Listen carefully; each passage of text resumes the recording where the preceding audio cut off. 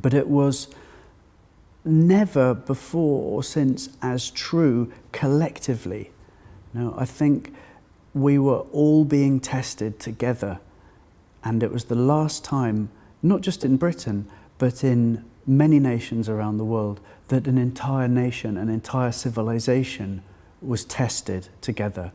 And that is a fascinating crucible of the human experience. And I think if you really want to understand what courage is, you have to go to a time when the question was being asked. And it wasn't being asked hypothetically, it was being asked with guns and bombs and tanks.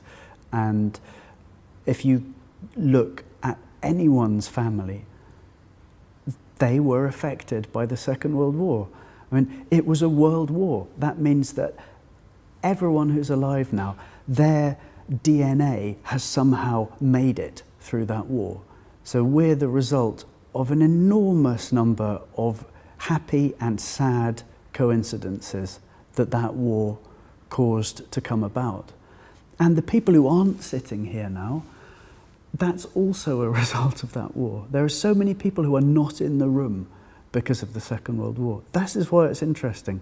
It's the last time that we were all collectively tested to see what we were made of. And it's profoundly important in terms of the world that we've created out of its ashes. And if that ever stops being interesting for novelists, it's because novelists have stopped being interested. Until another truly global conflict comes along that affects all of us, then that is the stage, that is the crucible, that is a filter that you have to put all of your storytelling through, and that you have to put characters through to ask them these really deep questions about how should we live now? What would be different if we faced an existential challenge on that scale now? What would be different?